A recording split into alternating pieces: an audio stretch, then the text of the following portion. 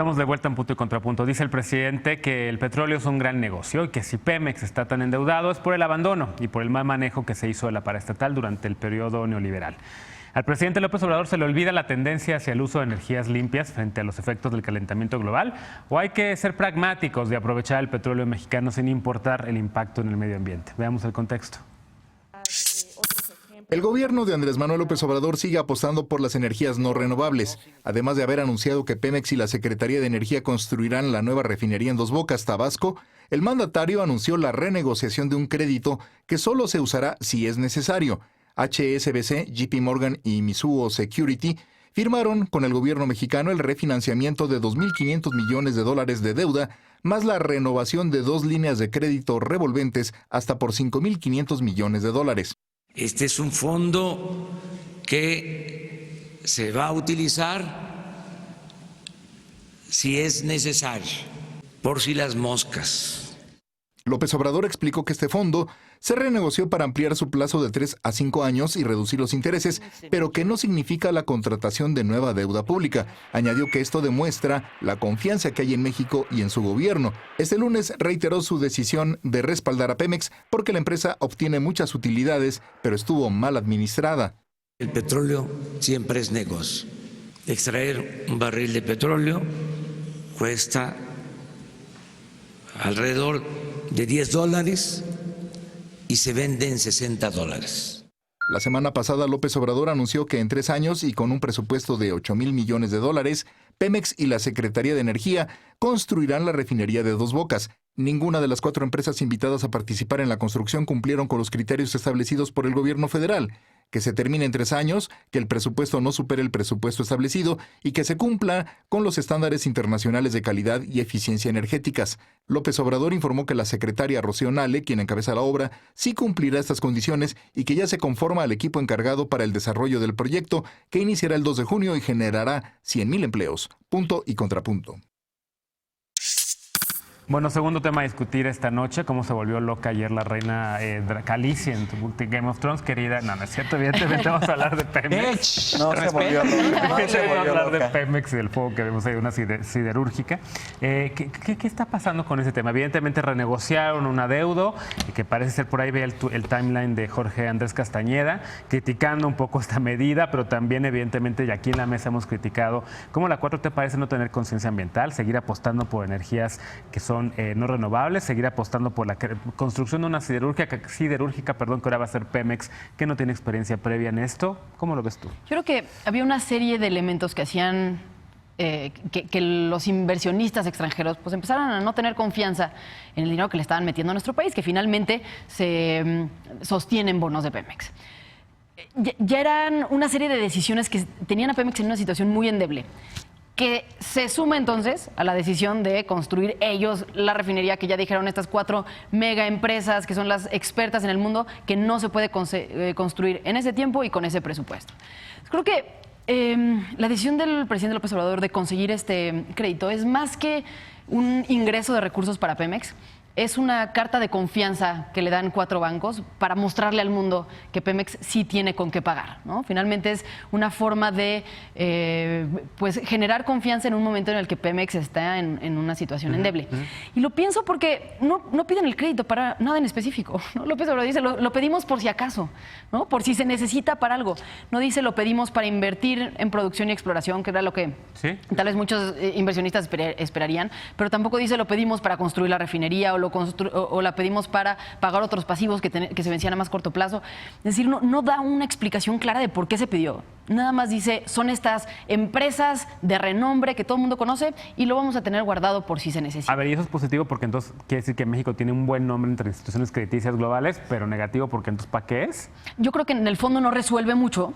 Habrá que ver si sí se usa y cómo se usa. De entrada no lo veo como algo necesariamente negativo, lo veo algo como algo positivo, porque pues sí era necesario, ¿no? Lo último que querríamos ahorita es que Pemex siga bajando de calificación. Lo que me llama la atención es que son las propias acciones del gobierno de López Obrador las que la están haciendo bajar de calificación y luego está buscando alternativas pues para lograr nivelar, ¿no? O lograr decirle a los inversionistas, miren, sigo teniendo credibilidad.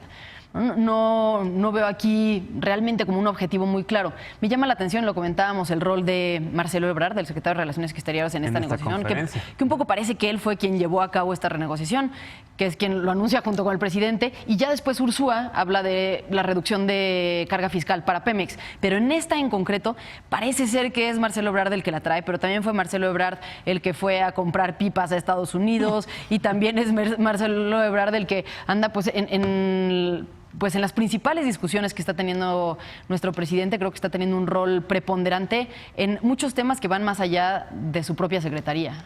Marcelo Ebrard, exdiputado federal, exsecretario de Seguridad Pública del DF, ex jefe de gobierno, alerta sísmica humana, amigo de constructoras, canciller, traductor simultáneo, tuiteó hoy el señor Alfredo Lecona. Sí, pues sí, realmente sorprende. Intérprete, porque sí. Sí, estaba ahí traduciendo simultáneamente lo que decía. Sí, hoy fue la estrella, creo, de todo esto. El presidente lo puso al centro del anuncio. Fue el primero que habló. O sea, sorprendentemente, bueno, Carlos Ursúa no sabía, por ahí estuvo un momento medio chusco en la conferencia, ni de cuánto era la tasa de interés del préstamo. Y a ver, creo que hay que dividir los temas, o de lo que estamos hablando, en tres bloques, ¿no? Uno es la refinería, que definitivamente ha causado mucha incertidumbre.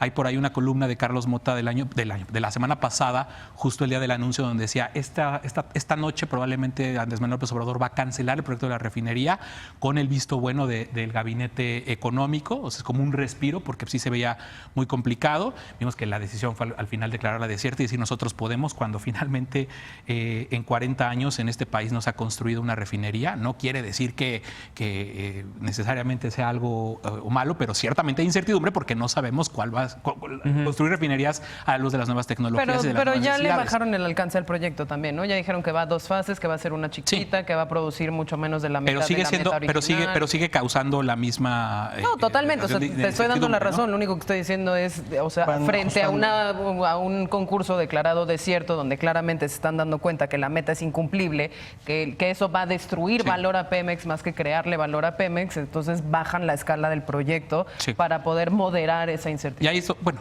la cosa es que va a ser muy difícil cuando en el discurso primero estamos haciendo una licitación restringida a las 4 mejores compañías que podrían hacerlo, luego resulta que las 4 mejores te dicen que no, y resulta que tú sí la puedes hacer, ¿no? O sea, va a ser muy difícil.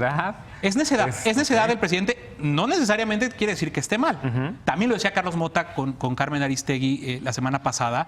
Bueno, esto puede ser como un mensaje a lo mejor positivo de que en la parte económica los proyectos prioritarios del presidente los va a defender con terquedad. Definitivamente es terquedad, definitivamente es necedad y definitivamente generó algo muy en contrasentido de lo que hoy salió a anunciar. Por cierto, 8,000 millones de pesos, que es más o menos lo que tendrían entre la renegociación de la deuda y el crédito revolvente, es la cantidad, 8,000 millones de dólares, perdón, más o menos de lo que va a costar la refinería. Dice hoy, le dijo a Carmen Aristegui, el director de Pemex, que no tiene nada que ver, hasta se burló un poquito. ¿Quién sabe? Pero ahí hay una... No se puede, porque la línea de crédito es de 5,500, o sea, no les alcanza. 5,500, y 2,500. Lo demás es renegociación de una cosa que ya deben. Sin embargo, y ahí es donde viene, bueno, esta es la parte de la renegociación de la deuda. La tercera parte, o sea, el tercer bloque yo creo que es la confianza y todo lo que está generando, porque hoy justo el presidente también dice, a una pregunta de la prensa, que esperan que las calificadoras pues ya sean más bondadosas con el gobierno. Bueno, pues yo venía escuchando hace un rato a uno de los voceros de Moody's diciendo, pues es un contrasentido o son contrasentidos, son cosas que se están encontrando, son mensajes encontrados, están dificultando bastante el análisis de las proyecciones para las calificadoras por los factores, uno, que pueden venir fuera de México, y por otro lado, esta incertidumbre que genera la refinería y este logro de renegociar la deuda que se anunció. Y entonces estamos en un escenario en el que yo creo que la palabra correcta para resumirlo en todo es incertidumbre. Claro. Eder Guevara. Sí, yo creo que uno de los argumentos de la oposición cuando se anunció la construcción de la refinería y que sería Pemex quien asumiría es que no había dinero suficiente para llevarla a cabo. Hoy Andrés Manuel, además, esta mañanera estuvo cargada de mensajes, ¿no? Lo de Marcelo, el asunto de la confianza de los bancos, pero también hoy deja muy claro que está dispuesto a generar las condiciones necesarias para darle liquidez con la renegociación de esta deuda a Pemex, pero también también quitarle un poco la presión hacendaria que en los gobiernos neoliberales le dejaron. Es decir, mucho y lo explicaron hoy a detalle, mucho de la presión de los impuestos que se estaban cargando en Pemex fueron parte de la responsabilidad que tenía, por la cual dejó de ser tan productiva para el Estado. Entonces, ese mensaje también hoy lo manda. Este argumento de que no hay suficiente dinero para construir la refinería, pues Andrés lo está tratando de resolver de esta manera, y ahora el asunto... que sí está ligado. Sí, yo creo que sí, está ligado con la construcción de la refinería, y además vuelve a mandar un mensaje contundente, simbólico, sobre, ya decía Lecona, él enmarca en los últimos 40 años no se había construido algo de este tamaño, pues justo se enmarca en el asunto en el que el discurso neoliberal decía, ¿no?, pero van a construir 3. Pues es que y el discurso neoliberal, viene diciendo que el Estado no es capaz ya de construir una infraestructura de este tamaño, y Andrés viene a reiterar que sí es posible y que se va a impulsar. Habrá que ver, que el tiempo le dará la razón o no, pero yo estoy convencido de que tiene muy clara cuál es su meta, cuáles son sus objetivos y los alcances tecnológicos y financieros para llevarlo a cabo. Ojo, nada más, yo difiero de... Falta lisar. Pero nada más un comentario. Difiero de Eder, creo que justo no se hizo una explicación detallada de cómo va a funcionar esta reducción de la carga fiscal a Pemex. Se dijo que se va a hacer, se habló de 2 tipos de contratos, se dijo que gradualmente a uno de ellos se le va a bajar la carga fiscal, pero no quedó claro cómo, ni gradualmente qué implica, ni cómo son los calendarios, ni las cantidades. Creo que falta certidumbre en eso. Eso es lo que decía el vocero de Moody's. O sea, que yo pensé que lo del replanteamiento del régimen fiscal de Pemex era una buena noticia.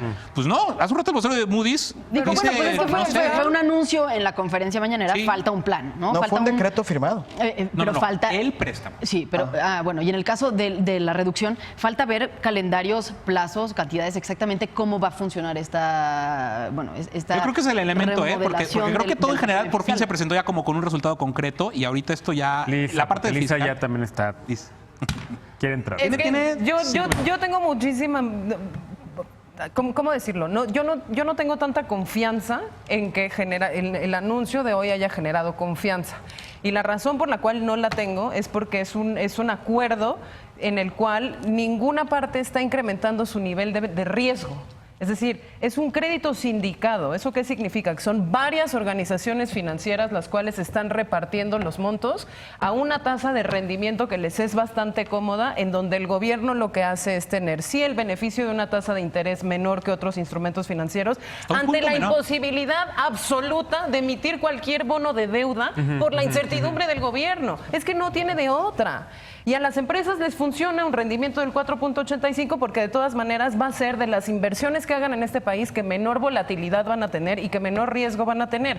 Le están aumentando una línea de crédito en una cosa que tiene 0 implicaciones de mayor riesgo para ellas. Las mismas calificadoras que de todos modos le siguen bajando la nota de posibilidad de endeudamiento a México y de capacidad de pago a México por las mismas decisiones que toma el presidente. Entonces yo no veo dónde está la mayor confianza de estas instituciones financieras en que México tiene A, capacidad de pago, y B, un plan verdadero de saneamiento de las finanzas de Pemex.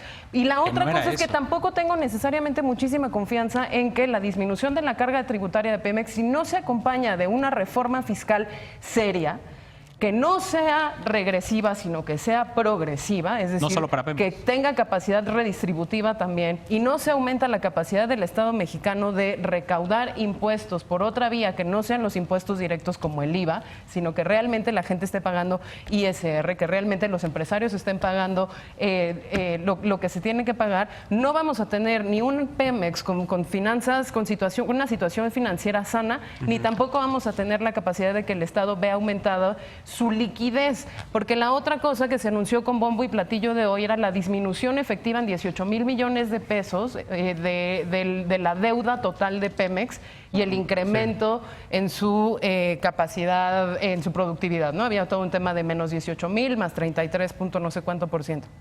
Pero eso es deuda que no se volvió a recontratar. Es decir, que hay menos efectivo circulante en Pemex para invertir en absolutamente nada. Y el único proyecto de inversión es el que destruye valor de Pemex, que es la creación de una refinería en un lugar alejado de los mercados donde no hay rentabilidad más que si tienes una eficiencia total, ¿no? En vez de estar dedicando todo ese dinero de la construcción de la refinería a lo que dijo el mismo subsecretario de Hacienda, que es exploración y producción de crudo, que es en donde México todavía tiene una ventaja económica importante con respecto a sus competidores en el mercado energético. Entonces yo la verdad soy muy pesimista. Tienen un contrapunto. Sí, bueno, y finalmente que nadie está hablando en el gobierno de los temas centrales que tienen a Pemex paralizado en muchos sentidos, ¿no? Primero, que tiene un pasivo de pensiones gigantesco y que sigue recontratando con nuevos empleados, ya, digamos, con distintos modelos de pensiones, pero que finalmente hoy o resuelve eso o Pemex va a quebrar, porque la gente que estuvo contratada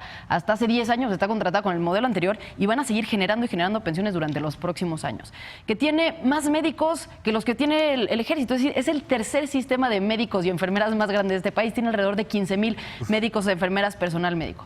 Tiene personal de seguridad, ¿no? Tiene alrededor de 10,000 personas para seguridad, que eso lo debería de estar haciendo probablemente la Guardia Nacional o probablemente la policía, probablemente alguien más. Eso son instituciones de seguridad, es decir, tiene una cantidad de trabajadores que probablemente tendría que tener por fuera y que se le imponen a una empresa que está compitiendo con otras empresas que no tienen esas cargas, ¿no? Claro, rapidísimo, porque tenemos... Rapidísimo. Ahorita quise ver nada más. No tiene que ver y sí tiene que ver. Carmen Aristegui ha estado entrevistando las últimas 2 mesas de viernes a los testimonios de quienes fueron... pues así, valga la redundancia, testigos del saqueo a Pemex por vía el huachicoleo, ¿no? Entonces también hay que inscribir todo el combate al huachicoleo en cómo está manejando, ahora sí que haciendo un zoom out, el sector que más le importa al presidente, que siempre lo ha dicho, que es el sector energético, el sector hidrocarburos. Bueno, ahí está el tema. Seguramente lo retomaremos en los próximos días, pero vamos a una pausa. Regresando, Enrique Alfaro, el gobernador de Jalisco, quiere renovar al Poder Judicial de su entidad, pero ya enfrenta resistencias y muy fuertes por parte de jueces y magistrados. Regresamos a Punto y Contrapunto.